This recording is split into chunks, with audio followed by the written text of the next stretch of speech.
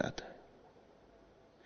संन्यस्त व्यक्ति अक्सर आकर्षण का कारण बन जाता है। स्त्रियों के पीछे तुम भागो तो वे तुमसे बचती, तुम स्त्रियों से भागो तो वे तुम्हारा पीछा करती। यही बात पुरुष के संबंध में भी सच है। स्त्री अगर पुरुष से भागने लगे तो पुरुष उसका पीछा करता है। स्त्री अगर पुरुष के पीछे चलने लगे तो पुरुष उससे भागने लगता है। मनुष्य का मन बड़े द्वंद्व से भरा है। एक हमेशा पीछा करेगा और एक हमेशा भागता हुआ रहेगा। ऐसे आकर्षण कायम रहता है। प्रकृति की बड़ी गहन रचना है। जो मिल जाए उसमें आकर्षण समाप्त हो जाता है, जो न मिले तो आकर्षण बना रहता है। स्त्रियों का आकर्षण उसी मात्रा में ज्यादा होगा जिस मात्रा में उनका पाना कठिन हो। पुरुषों का आकर्षण भी उसी मात्रा में ज्यादा होगा जिस मात्रा में उन तक पहुंचना करीब करीब असंभव हो। असंभव से प्रेम कभी मरता नहीं, संभव से प्रेम मर जाता है, क्योंकि जो मिला उसमें आकर्षण समाप्त हुआ। जो न मिले उसमें ही आकर्षण होता है। संन्यस्त व्यक्ति अक्सर सदियों से स्त्रियों का आकर्षण हो गए। इस भिक्षु पर, युवा भिक्षु पर एक स्त्री मोहित हो गई, और सन्यासी पर मोहित हो जाने का एक कारण अन्य भी है। सन्यास में एक तरह का सौंदर्य है जो संसारी में नहीं हो सकता। संसार को छोड़ के जो हटता है, उसके संसार को छोड़ के हटने में ही वह विशिष्ट हो गया, असाधारण हो गया। जो ध्यान में लगता है उसके भीतर एक प्रसाद का जन्म होता है। एक तो देह सौंदर्य का है, एक देह से पार सौंदर्य और भी है, आत्मा का सौंदर्य है। और जिसकी आत्मा का सौंदर्य थोड़ा सा भी खिलने लगे, उसकी देह कुरूप भी हो तो भी कुरूप मालूम नहीं होगी। जैसे बुझा दिया तो तुम्हें दिया दिखाई पड़ता है, फिर जल गया दिया, ज्योतिर्मय हो गया तो ज्योति दिखाई पड़ने लगती, फिर दिए को कौन देखता है? फिर दिया सुंदर है या नहीं यह बात गौण हो जाती। दिया सुंदर है या नहीं तब तक बात बड़ी महत्वपूर्ण रहती जब तक दिया बुझा हो, क्योंकि दिया ही है और तो कुछ है ही नहीं। जैसे ही दिया जला, ज्योति का अवतरण हुआ, अब कौन दिए की चिंता करता है? ऐसी ही घटना सन्यासी को भी घटती। संसारी के पास तो देह मात्र है, मिट्टी का दिया है, ज्योति अभी जगी नहीं। सन्यासी की ज्योति जगनी शुरू होती। उस ज्योति के अवतरण पर दिया गौण हो जाता है। महत्वपूर्ण आ गया तो स्वभावतः जो गैर महत्वपूर्ण है गौण हो गया। मालिक आ जाए तो नौकर गौण हो जाता है, मालिक न हो तो नौकर ही मालिक जैसा मालूम पड़ता है। सन्यास में एक आकर्षण और भी है, इसलिए भीतर का आकर्षण है। सन्यासी एक आंतरिक सौंदर्य से दीप्त हो जाता है, एक आभा मंडल उसे घेर लेता है। और ध्यान रहे, जैसा मैं निरंतर तुमसे कहा हूं, मनुष्य वस्तुतः शाश्वत की खोज में ही प्रेम में पड़ता है। तुम जब किसी स्त्री के प्रेम में पड़ते या किसी पुरुष के प्रेम में पड़ते तो ऊपर से तो ऐसा ही दिखता है कि इस स्त्री के प्रेम में पड़ रहे, इस पुरुष के प्रेम में पड़ रहे, लेकिन अगर ठीक विश्लेषण करो अपनी मनोदशा का तो तुम्हें इस स्त्री में कुछ शाश्वत की झलक मिली, इसलिए इस पुरुष में तुम्हें सनातन का कोई स्वर सुनाई पड़ा, इसलिए इस स्त्री की आंखों में तुम्हें कुछ बात दिखाई पड़ी जो आंखों के पार की है। इसके सौंदर्य में भनक मिली तुम्हें परमात्मा की। तो संसारी में तो बहुत धीमी ध्वनि होती परमात्मा की, हजार परतों में दबी होती। सन्यासी का अर्थ यही कि जिसने परतें उघाड़नी शुरू कर दी और जिसका संगीत धीरे धीरे प्रगाढ़ होने लगा। उसके पास जाओगे तो उसके अंतरतम के संगीत में मोहित हो ही जाओगे। यह बिल्कुल स्वाभाविक है, क्योंकि मनुष्य का प्रेम वस्तुतः परमात्मा के लिए है। जब तुम किसी के देह में भी उलझ जाते हो तब भी तुम परमात्मा की ही खोज में उलझते हो। इसलिए हर बार देह में उलझ के पछताते हो, क्योंकि जो सोचा था वह तो मिलता नहीं, और जो मिलता है वह सोचा नहीं था। सोचा तो था कि विराट मिलेगा, कम से कम विराट का द्वार मिलेगा, लेकिन जो मिलता है वो दीवार है, जो मिलता है वो क्षणभंगुर है। जब तुम फूल के सौंदर्य में अवाक खड़े रह जाते हो, तब ये क्षणभंगुर फूल के सौंदर्य में तुम अवाक नहीं हुए हो। इस क्षणभंगुर में कोई किरण दिखाई पड़ी है जो क्षणभंगुर नहीं। इस क्षणभंगुर पर कोई आभा उतरी जो अनंत है, शाश्वत है। यह क्षणभंगुर उस शाश्वत आभा से दीप्त हो उठा है, इसलिए क्षणभंगुर में भी आकर्षण है। आभा उड़ जाएगी, सांझ फूल गिर जाएगा झरके धूल में, फिर तुम इसे प्रेम ना करोगे। जब युवा होते हैं लोग, तब परमात्मा की झलक बड़ी साफ होती। फिर जैसे जैसे वृद्ध होने लगते हैं, देह जड़ होने लगती है, देह मरने के करीब आने लगती है, वैसे वैसे परमात्मा की झलक कम होने लगती। इसलिए यौवन का आकर्षण है, सन्यासी का आकर्षण और भी ज्यादा, क्योंकि सन्यासी सदा युवा है। इसलिए तुमने देखा, हमने बुद्ध, महावीर, कृष्ण, राम की कोई वृद्धावस्था की मूर्तियां नहीं बनाई, उनका कोई चित्र नहीं है हमारे पास। बूढ़े तो वे जरूर हुए थे, नियम किसी की चिंता नहीं करता। राम भी बूढ़े हुए, कृष्ण भी बूढ़े हुए, बुद्ध और महावीर भी बूढ़े हुए, लेकिन हमने उनके बुढ़ापे के चित्र नहीं बनाए, क्योंकि हमने उनमें पाया कि क्षणभंगुर गौण था, शाश्वत प्रधान था। हमने उनमें एक ऐसा यौवन देखा जो कभी कुम्हलाता नहीं। हमने उनकी देह की चिंता नहीं की, क्योंकि दिए की कौन फिक्र करता है जब रोशनी उतर आए। हमने उनके भीतर की रोशनी की फिक्र की। साधारण जन के पास तो रोशनी नहीं, दिया ही सब कुछ है। इसे तुम ख्याल करना, इस तथ्य के तुम करीब कई बार आओगे। सन्यासी में जो तुम्हें आकर्षण मालूम होता है, उसके प्रति झुक जाने का जो भाव होता है, उसके प्रेम में पक जाने की जो आकांक्षा होती है, वो इसीलिए है। क्षुद्र कारण चाहे दिखाई पड़ते हो, लेकिन हर क्षुद्रता के भीतर विराट छुपा है। अगर कण कण में परमात्मा है तो क्षुद्रता में भी विराट है।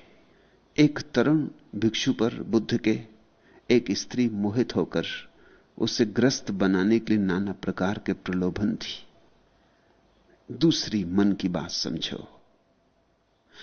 अब ये स्त्री प्रभावित हुई है वस्तुतः इसके सन्यास के सौंदर्य से, और बनाना चाहती इसे ग्रस्त। जैसे ही ग्रस्त हो जाएगा, ये सौंदर्य खत्म हो जाए। इसलिए अक्सर हम अपने पैरों पर खुद ही कुल्हाड़ी मारते, वो हमें दिखाई नहीं पड़ता। हम वही कर लेते हैं जिससे हमारा बनाया हुआ मंदिर गिर जाएगा। तुम्हें एक स्त्री में सौंदर्य दिखाई पड़ता है क्योंकि वह अभी स्वतंत्र है, हवा की तरंग की तरह है, तुम्हारे बंधन में नहीं, उसकी स्वतंत्रता में ही उसका अल्हड़पन है। फिर तुमने उसको बांधा विवाह में, कानून में, घर में लाके बंद कर दिया। अब तुम्हारा उसमें रस कम होने लगे तो आश्चर्य नहीं, क्योंकि तुम्हारे रस का एक बुनियादी कारण था उसका अल्हड़पन, उसकी मुक्ति, उसका सौंदर्य, उसकी स्वतंत्रता में था। जैसे तुमने आकाश में उड़ते एक पक्षी को देखा और तुम आकर्षित हो गए, फिर तुम उस पक्षी को बांधे, पकड़े, चाहे सोने के पिंजरे में लाके रखो, लेकिन आकाश में उड़ता हुआ पक्षी बात ही और, सोने के पिंजरे में बैठा पक्षी बात ही और। ये दो अलग पक्षी हो गए, ये एक ही पक्षी नहीं है। अब तुम्हें पिंजरे में बंद इस पक्षी में वो रस नहीं मालूम होता जो जब इसने पंख फैलाए थे सूरज की तरफ तब मालूम हुआ था। तुमने अपने हाथ से हत्या कर दी। एक गुलाब का फूल खिला, खूब सुंदर था, तुम जल्दी से तोड़ लिए। थोड़ी देर में तुम्हारे हाथ में कुम्हला जाएगा, थोड़ी देर में तुम रास्ते के किनारे फेंक के अपने मार्ग पर चले जाओगे। क्या हुआ? सुंदर था फूल, अपूर्व सुंदर था, लेकिन उसके सौंदर्य में जो जीवंतता थी वो तुम्हारे तोड़ने में ही नष्ट हो गई। जो व्यक्ति फूलों को प्रेम करता है तोड़ेगा नहीं। जो व्यक्ति किसी को प्रेम करता है, स्त्री हो या पुरुष, उस पर बंधन ना डालेगा। जो किसी पक्षी को प्रेम करता है वो पिंजरों में उसे बंद नहीं करेगा। लेकिन अक्सर हम यही करते। आदमी ऐसा मूढ़ है, अपने आनंद को अपने ही हाथों नष्ट कर लेता। तुम देखना अपने जीवन में, तुम रोज रोज इसके प्रमाण पाओगे। इसलिए मैं कहता हूं ये छोटी छोटी कहानियां बड़ी अर्थपूर्ण हैं। इनके भीतर मनुष्य का पूरा मनोविज्ञान छिपा है। यह स्त्री आकर्षित हो गई। दुनिया में इतने लोग हैं, एक सन्यासी पर आकर्षित होने की जरूरत क्या? कोई लोगों की कमी है? जो संसार छोड़ के चला गया उसे क्षमा करो, उसे जाने दो। जो अपने भीतर डूब रहा है उसे मत खींचो बाहर। लेकिन नहीं, जो अपने भीतर डूब रहा है उसमें अपूर्व आकर्षण मालूम होता है, उसकी गहराई बढ़ जाती, उसके व्यक्तित्व में एक गरिमा आ जाती, उसमें कुछ जुड़ जाता है जो संसार से बाहर का है, उसमें पारलौकिक की थोड़ी सी छवि उतर आती। मगर तब ये स्त्री उसे प्रलोभन देने लगी कि क्यों भटकता है, क्यों भीख मांगते हो, मैं तो हूं, सब सुविधा है, सब संपन्नता है, महल है, धन है, सब तुम्हारा है, तुम द्वार द्वार भीख मांगो, मुझे बड़ा कष्ट होता है। तुम आ जाओ मेरे पास, हम विवाहित होंगे और जैसा कहानियों में होता है विवाह हो गया फिर सदा सुखी रहेंगे। कहानियों में होता है ऐसा, या फिल्मों में होता है। फिल्म खत्म हो जाती है, अक्सर शहनाई बज रही, बाजे बज रहे, विवाह हो रहा, फिल्म खत्म, क्योंकि उसके बाद फिर दोनों सुख से रहने लगे। जिंदगी में हालत उल्टी, उसके बाद ही दुख शुरू होता है। शहनाई के बाद, पहले शहनाई बजती फिर दुख बजता। विवाह के बाद जीवन में दुख की शुरुआत है। जब एक व्यक्ति सुखी नहीं हो सका अकेले में, तो दो दुखी मिलकर दुख को दुगना करेंगे, बहुगुना करेंगे, कम नहीं कर सकते। दो बीमारियां जुड़ गई, दुगनी हो गई या अनंत गुनी हो जाएंगी, गुणनफल हो जाएगा, मगर कम नहीं हो सकती। अकेला आदमी जरूर थोड़ा दुखी होता है क्योंकि अकेला होता है, मगर विवाहित आदमी का दुख का उसको कुछ भी पता नहीं। सभी विवाहित लोग पछताते हैं कि अकेले ही क्यों न रह गए, मगर अब बड़ी देर हो चुकी, अब अकेले होने का उपाय नहीं। सब अविवाहित चिंता करते हैं कि कब तक अविवाहित रहना, कब तक अकेले रहना। ये दुनिया बड़ी अजीब है। यहां अविवाहित विवाह की सोचता है, यहां विवाहित अविवाह की सोचता है। यहां जो जहां है वहीं नहीं रहना चाहता, कहीं और होना चाहता है। कोई कहीं सुखी नहीं है, कहीं और सुख होगा, कहीं और ही हो सकता है, यहां तो निश्चित ही नहीं है। तुम जहां हो वहां सुख नहीं। और जो व्यक्ति सुख चाहता है उसे वहीं सुखी होना पड़ता है जहां है। सन्यास की यही अर्थवत्ता है। सन्यास का अर्थ है इस क्षण सुखी, जैसे हैं उसमें सुखी, जहां हैं वहां सुखी। अन्यथा की मांग का न होना ही तृष्णा का विसर्जन है। इसलिए सन्यासी में एक अपूर्व सुख झलकने लगता है, उसकी आंखों में एक शांति झलकने लगती। उसके पास भी बैठोगे तो उसकी शांति तुम्हें छुएगी, उसकी शांति तुमसे दुलार करेगी, उसकी शांति तुम्हारे आसपास बहेगी। ये स्त्री इस सन्यासी के मोह में पड़ गई, उसे सब तरह के प्रलोभन देने लगी। धन था उसके पास, पद था उसके पास, महल था उसके पास। वो कहती होगी कि तुम्हें मैं इतना प्रेम करती, तुम्हारे पैर दबाऊंगी, तुम मेरे मालिक, तुम मेरे स्वामी, तुम क्यों भीख मांगो, क्यों नंगे पैर रास्तों पर भटको, ये महल तुम्हारा, ये सब तुम्हारा, तुम यहां आ जाओ। जैसी कोई पक्षी को, खुले आकाश के पक्षी को कहे इस पिंजड़े में सब सुविधा है, यहां कभी भूखे ना मरोगे, रोज रोज खोजने भोजन को जाना ना पड़ेगा। और फिर देखते हो सोने का पिंजड़ा है, फिर देखते हो इस पे हीरे जवाहरात जड़े। ऐसा पिंजरा दुनिया में दूसरा नहीं। तुम आ जाओ भीतर, मुझे द्वार बंद कर देने दो। एक बार तुम इसमें आ गए, तुम सदा निश्चिंत रहोगे, सुरक्षित रहोगे। इस पिंजड़े का बीमा कराया हुआ है। और शायद पक्षियों में भी आदमी जैसी बुद्धि होती तो वे भी स्वीकार कर लेते। वे अपने से स्वीकार नहीं करते। जबरदस्ती उन्हें पिंजरे में बंद कर दो एक बात, लेकिन आदमी बुद्धिमान है। आदमी सोचता हजार बातें। इस युवक ने सोचा होगा आज तो जवान हूं तो भीख मांग लेता, कल बूढ़ा हो जाऊंगा फिर। खैर बुद्ध बूढ़े हो गए हैं, इनको अभी भी भीख मिल जाती। ये राजपुत्र है, मैं कोई राजपुत्र तो हूं नहीं। फिर बुद्ध महिमाशाली है, इनके वचन में अमृत है, मैं तो साधारण जन हूं। फिर आज तो बुद्ध हैं तो इनके पीछे छाया की तरह चलता हूं, सुख है, सुविधा है, सब ठीक हो जाता। कल बुद्ध मर जाएंगे फिर। ऐसी हजार चिंताएं जिससे तुम्हें पकड़ती हूं उसे पकड़ी होंगी। हजार विचारों से आए होंगे, कभी बीमार होऊंगा, कभी बूढ़ा होऊंगा, फिर कौन मेरी चिंता करेगा, फिर कौन मुझे भोजन देगा, कौन मेरे पैर दबाएगा। ये सुंदर प्यारी स्त्री सब समर्पित करने को राजी है। इसका समर्पण तो देखो, इसका त्याग तो देखो, इसका प्रेम तो देखो। ऐसे बहुत बहुत प्रलोभन उसके मन में पड़े होंगे और बहुत तरंगें उसके मन में उठी होंगी। बुद्ध चुपचाप देखते रहे थे।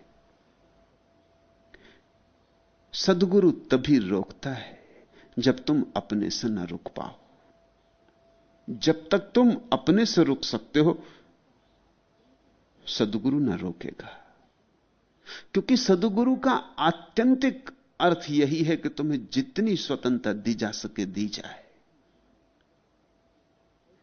स्वतंत्रता में निश्चित ही गिरने की स्वतंत्रता भी सम्मिलित है। ऐसी तो कोई स्वतंत्रता हो नहीं सकती जिसमें हम कहें ऊपर चढ़ो तो स्वतंत्र, गिरो तो स्वतंत्र नहीं। स्वतंत्रता तो दोनों की होती है, शुभ की अशुभ की। और बुद्ध ने परिपूर्ण स्वतंत्रता दी थी अपने भिक्षुओं को। वे अपूर्व सद्गुरु थे। वे देखते रहे कई कारणों से। एक तो हर छोटी छोटी बात में बाधा देनी उचित नहीं, और हर छोटी छोटी बात में बाधा दी जाए तो व्यक्ति का विकास रुकता है। उसे सोचने दो, उसे चिंतन करने दो, उसे गुजरने दो परेशानियों से, उसे चुनौतियों का सामना करने दो। जैसे मां देखती रहती है अपने बच्चे को कि वो चल रहा है, खड़ा हो रहा, एक नजर से ध्यान रखती, अपने काम में भी लगी रहती। ऐसा भी ज्यादा ध्यान नहीं देती कि बच्चे को ऐसा लगे मां 24 घंटे उसके पीछे पड़ी, पर देखती रहती चुपचाप, कहीं गिर ना जाए, कहीं आंगन से नीचे ना उतर जाए, कहीं सड़क पे ना चला जाए, कहीं आग के पास ना पहुंच जाए, कुछ खतरा ना हो जाए। और तब तक देखती रहती है जब तक कि खतरा होने के ही करीब ना पहुंच जाए, अन्यथा चुपचाप रहती, चलने फिरने देती नहीं। तो बच्चा चलेगा कैसे, खड़ा कैसे होगा, जीवन के योग्य कैसे बनेगा। ऐसा ही सद्गुरु है। बुद्ध देखते रहे, सब पता है क्या हो रहा है, इस युवक के मन में कैसी चिंताएं चल रही हैं, कैसे कैसे प्रलोभन इसे पकड़ रहे हैं, ये पिंजड़े में जाने को किस तरह आतुर हुआ जा रहा है। लेकिन बुद्ध इस आशा में रुके कि ये अपने से रुक जाए तो महाशुभ, क्योंकि जब तुम अपने से रुकते हो तब तुम्हारे जीवन में क्रांति घटित होती। जब कोई तुम्हें रोक लेता है तो क्रांति नहीं घटित होती।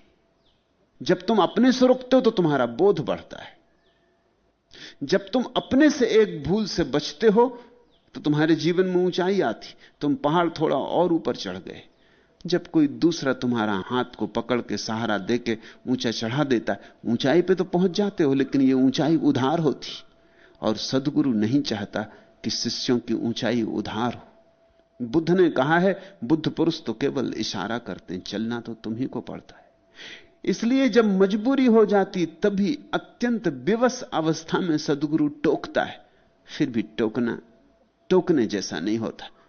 बुद्ध ने उससे यह नहीं कहा कि तू ऐसा मत कर, कोई आदेश नहीं दिया, आज्ञा नहीं दी कि पाप में पड़ेगा, नरक जाएगा, ऐसा मत कर। उसे भयभीत भी नहीं किया, सिर्फ होश संभालने के लिए थोड़ी सी चेतावनी थी कि थोड़ा जाग।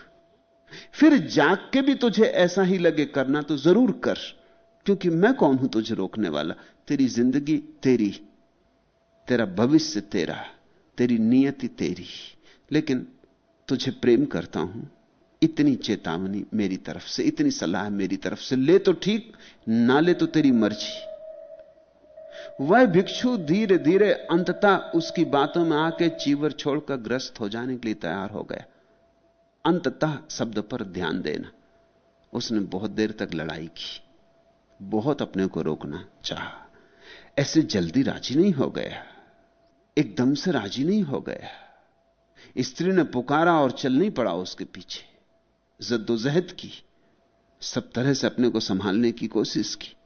इसलिए बुद्ध और भी चुप रहे, देखते थे कि वो कोशिश में लगा है, अपने से संभालने की कोशिश में लगा है, बचने की चेष्टा जारी।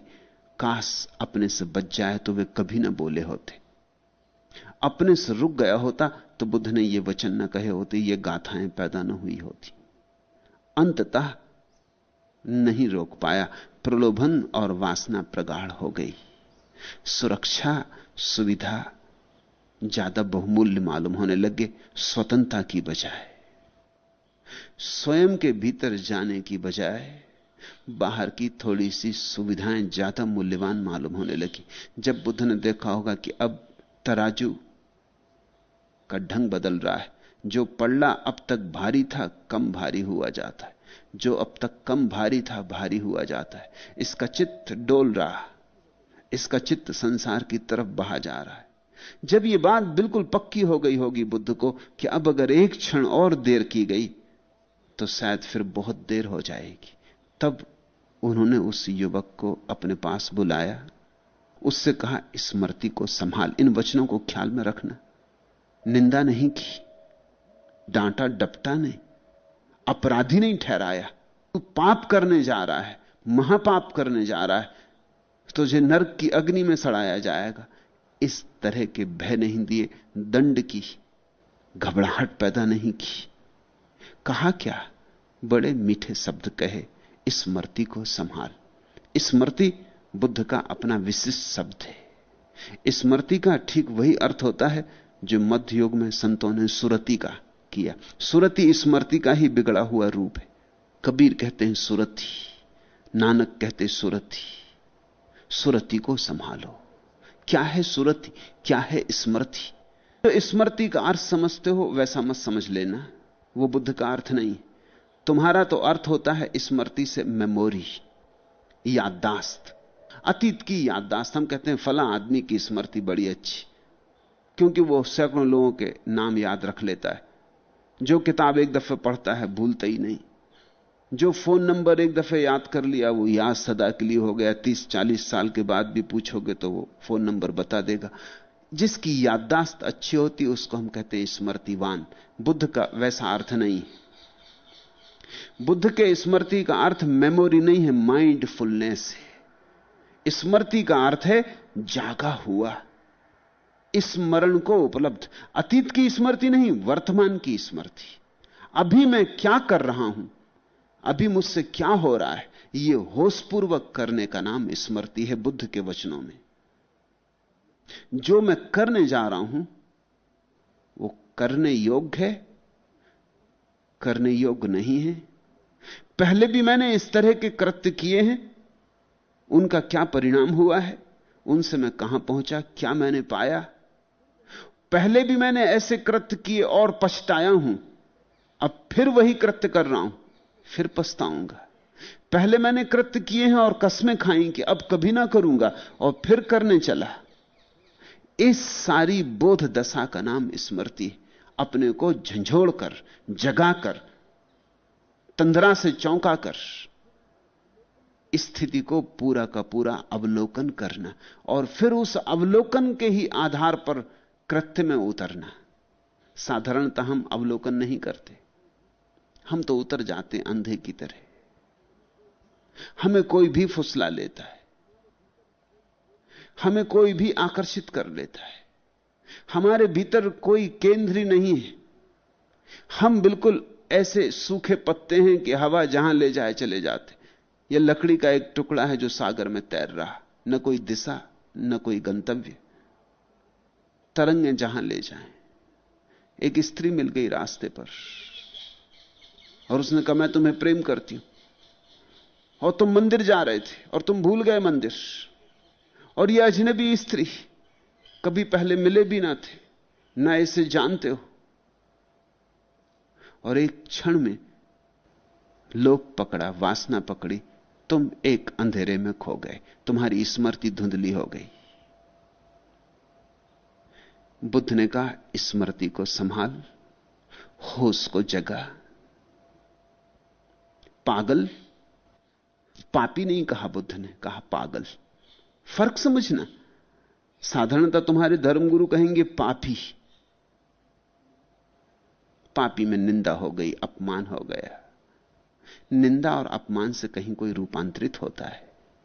बुद्ध ने कहा पागल। पागल सार्थक शब्द है। पागल का अर्थ है यही तो तू पहले भी किया, बहुत बार किया, फिर करने लगा। पापी का क्या अर्थ है? मूर्छित आदमी को क्या पापी कहना? बुद्ध गाली नहीं देते।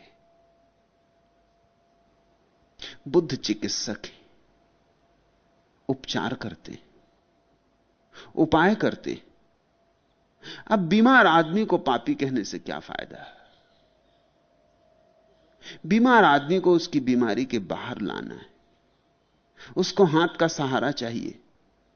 शायद पापी कहने से तो तुम्हारे उसके बीच दूरी बढ़ जाएगी, फिर तुम्हारा हाथ भी दूर हो जाएगा, और शायद पापी कहने से उसके अहंकार को तुम ऐसी चोट पहुंचा दोगे कि वो उसके प्रतिकार लेने के लिए वही कर लेगा जिसको तुम चाहते थे कि ना करे।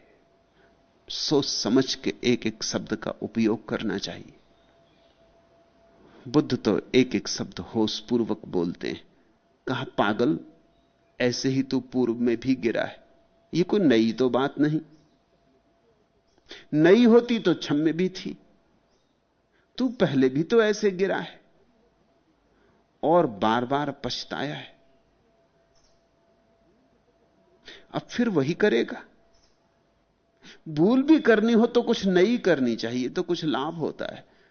उसी भूल को दोहराना तो जड़ता है। ख्याल रखना, बुद्ध कभी नहीं कहते कि भूल मत करो। बुद्ध सदा कहते हैं कि भूल के बिना कोई सीखेगा कैसे? भूल तो होगी, लेकिन एक ही भूल को दोबारा मत करो। दोबारा की तो फिर सीखने का उपाय ना रहा।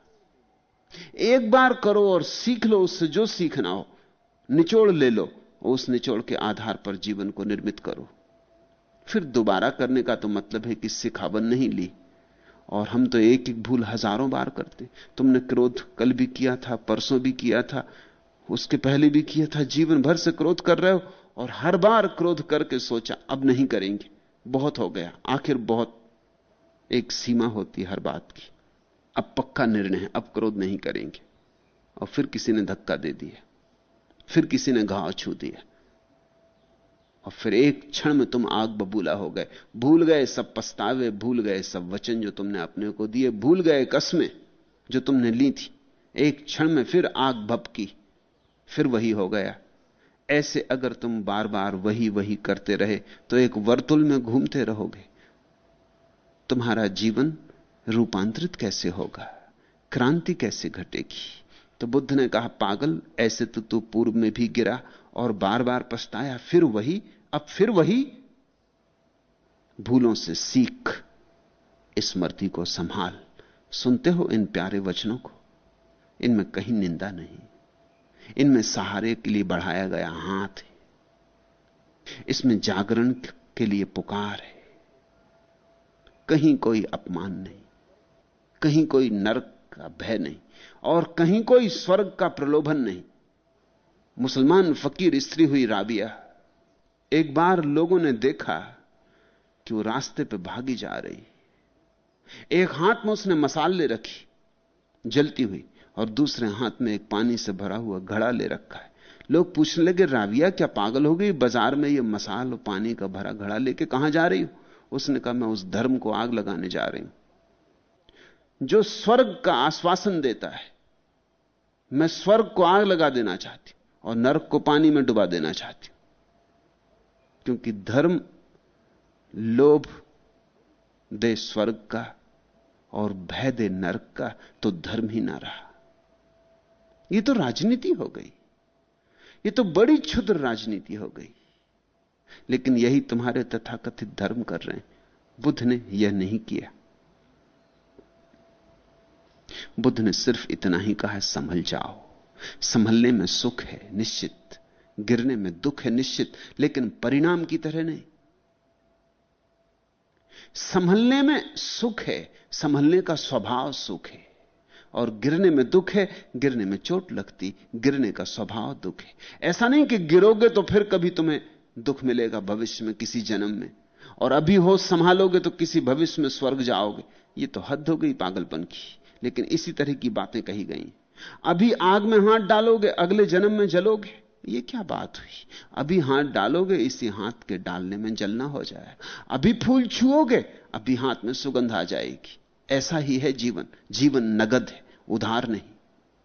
और सब तुम्हारे नरक और स्वर्ग उधार है, कल्पित मालूम होते, वास्तविक नहीं मालूम होते। वस्तुतः तो यही सत्य है। तुम जैसा करते हो अभी, तत्क्षण उस करने में ही उसका फल छिपा है। तुमने किसी की तरफ करुणा से देखा और सुख बरसा, और तुमने किसी की तरफ क्रोध से देखा और दुख बरसा। परिणाम की तरह नहीं, क्रोध में ही दुख छिपा है और प्रेम में ही सुख छिपा है। प्रेम और स्वर्ग एक ही बात के दो नाम, क्रोध और नरक एक ही बात के दो नाम। बुद्ध ने कहा, तू संभल। और ये गाथाएं कहीं, जो मनुष्य संदेह से मथित है। अब ये युवक बड़े संदेह में पड़ा था, ऐसा करूं वैसा करूं, सन्यासी बना रहूं कि ग्रस्त हो जाऊं, क्या करूं क्या ना करूं। ऐसा डोल रहा था घड़ी के पेंडुलम की तरह। जो घड़ी के पेंडुलम की तरह डोलता रहेगा, यह करूं वह करूं, जो ऐसा अनिश्चित मना रहेगा, उसका जीवन कभी भी स्थिर ना हो पाएगा। और स्थिरता में असली राज है। कृष्ण ने कहा, स्थिति प्रज्ञ। जिसकी भीतर की प्रज्ञा स्थिर हो गई, वही महासुख को उपलब्ध होता है। बुद्ध ने कहा, जो मनुष्य संदेह से मथित है, तीव्र राग से युक्त है। राग शब्द बड़ा प्यारा है, इसका अर्थ होता है रंग। कहते हैं ना राग रंग। राग का अर्थ होता है रंग। जिसकी आंखों पर रंग चढ़ा है, वो जिंदगी को वैसा नहीं देख पाता जैसी जिंदगी है। जब तुम किसी स्त्री के प्रेम में पड़ जाते या किसी के पुरुष के प्रेम में पड़ जाते, तो तुम वही नहीं देख पाते जो असलियत है। तुम वह देखने लगते हो जो तुम कल्पना करते हो कि होना चाहिए। रंग पड़ गया आंख पर, और जब रंग पड़ जाता है तो कुछ का कुछ दिखाई पड़ता है। जहां सूखे वृक्ष हैं, वहां हरियाली दिखाई पड़ने लगती। जहां हड्डी मांस मज्जा के सिवाय कुछ भी नहीं, वहां बड़े सौंदर्य के दर्शन होने लगते। जहां सब तरह की गंदगी भरी है, वहां तुम कल्पित करने लगते हो सुगंध। तथ्य दिखाई नहीं पड़ते। फिर तुम्हारे सपने तथ्यों पर हावी हो जाते। तो बुद्ध ने कहा, जो तीव्र राग से युक्त है, शुभ ही शुभ देखने वाला है। और जब राग से भरे होते हो तो सब ठीक ही ठीक दिखाई पड़ता है, गलत तो दिखाई ही नहीं पड़ता। और इस संसार में गलत बहुत है, ठीक तो ना के बराबर है, शायद है ही नहीं, गलत ही गलत है। लेकिन जब तुम राग से भरे होते तो सब ठीक दिखाई पड़ता है। जिस चीज के राग से भर जाते हो, उसमें ही ठीक दिखाई पड़ने लगता है।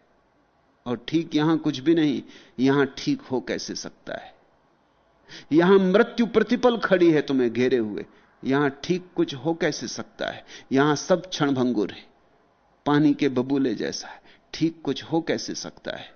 यहां सब आया और गया, रुकता कुछ भी नहीं।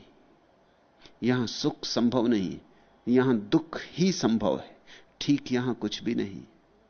यह वचन तुम्हें हैरानी से भरेगा। बुद्ध कहते हैं जो शुभ ही शुभ देखने वाला है उसकी तृष्णा और बढ़ती। इसलिए बुद्ध की परंपरा में सन्यासी के लिए अशुभ भावना का निर्देश है। बुद्ध कहते हैं पहले तो यह देखना कि अशुभ क्या है, क्या क्या अशुभ है, इसको ठीक से देख लेना। बुद्ध अपने भिक्षुओं को भेजते थे मरघट कि जाके बैठ जाओ मरघट पर, जलती हुई लाशों को देखो, यही तुम हो। बुद्ध को स्वयं भी जो सन्यास का भाव उठा था वो अशुभ को देखकर उठा था। देखा था रथ पर बैठे हुए एक बीमार आदमी को खांसते खकारते, रुग्ण देह। विचार उठा था क्या यही दशा मेरी हो जाएगी। पूछा था अपने सारथी से इस आदमी को क्या हो गया। सारथी ने कहा यह बीमार है, क्षय रोग से बीमार है। बुद्ध ने पूछा क्या कभी मैं भी ऐसी दशा को पहुंच सकता हूं। सारथी ने कहा सभी के लिए संभव है, क्योंकि शरीर रोगों का घर है। फिर बुद्ध ने देखा एक बूढ़े को लकड़ी टेक के चलते हुए, कमर झुकी हुई। बुद्ध ने पूछा और इसे क्या हो गया। और सारथी ने कहा यह आदमी बूढ़ा हो गया, यह जवानी के बाद की दशा और मौत के पहले की दशा है। बुद्ध ने कहा क्या मैं भी एक दिन ऐसा ही हो जाऊंगा। सारथी ने कहा मैं कैसे कहूं, कहना नहीं चाहिए लेकिन झूठ भी नहीं बोल सकता हूं। यह सभी का अंतिम जीवन का फल है, यह सभी को होता है, सभी बूढ़े होंगे।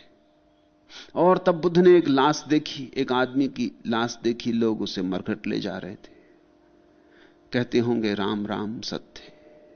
बुद्ध ने कहा क्या कभी यह भी मेरे साथ होगा। और तब बुद्ध ने एक सन्यासी को देखा और पूछा सारथी से यह आदमी ने गैरिक वस्त्र क्यों पहन रखे, इसे क्या हुआ है। तो सारथी ने कहा जैसा आपने देखा बीमार को, बूढ़े को, मृत्यु को, ऐसे ही इसने भी देखा है और यह जीवन की व्यर्थता से जाग गया। अब यह उसकी खोज कर रहा है जो शाश्वत है। उसी रात बुद्ध घर छोड़ के भाग गए थे। अशुभ भावना पर उनका बड़ा जोर है। वे कहते हैं जहां जहां अशुभ है उसे गौर से देखना, भर आंख देखना, खूब निरीक्षण करना। जीवन में इतना अशुभ है, इतने कांटे हैं, इतनी पीड़ाएं हैं, इतना दुख है। इस सब को ठीक से जो देख लेता है उस देखने में ही मुक्ति है। फिर मरने के बाद लोगों को नहीं कहना पड़ता राम राम सत्य। फिर ऐसा व्यक्ति स्वयं ही जान लेता कि राम सत्य है और यहां से सब माया है। जो व्यक्ति शुभ ही शुभ देखता, तीव्र राग से भरा है, संदेह से मथित है, उसकी तृष्णा बढ़ती और वह अपने लिए और भी दृढ़ बंधन बनाता है। जो मनुष्य संदेह के शांत हो जाने में रत है, जो अपने भीतर ये पेंडुलम की तरह घूमते हुए मन को स्थिर करने में लगा है। सन्यास स्थिरता का नाम है। सन्यास का अर्थ है शांत होना, बहुत तरह के द्वंद्वों में न होना, क्या करूं क्या ना करूं इसकी बहुत चिंता में न होना, जो हूं ठीक हूं, जैसा हूं ठीक हूं। इसी क्षण सब तरह से संतुष्ट होना। फिर संदेह नहीं उठते, फिर आकांक्षाएं वासनाएं नहीं डोलाती, फिर अंधड़ नहीं उठते वासना के और तुम्हारे भीतर कंपन नहीं होते। धीरे धीरे तुम्हारी ज्योति स्थिर होकर जलने लगती।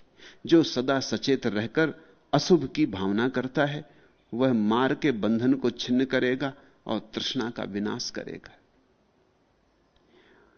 बुद्ध ने शैतान के लिए मार शब्द का उपयोग किया है। यह मार शब्द बड़ा प्यारा है। अगर इसको ठीक उल्टा करो तो राम बन जाता है। राम को पाना है, सत्य को पाना है। और यह संसार मार है, यह राम से बिल्कुल उल्टा है, यह सत्य से बिल्कुल उल्टा है। इसमें जागना है। इस संसार में जो जागता है वो राम की तरफ सरकने लगता है। इस संसार में जो सोया सोया चलता है वो मार के पंजे में पड़ता जाता है, वो शैतान के हाथों में पड़ता जाता है।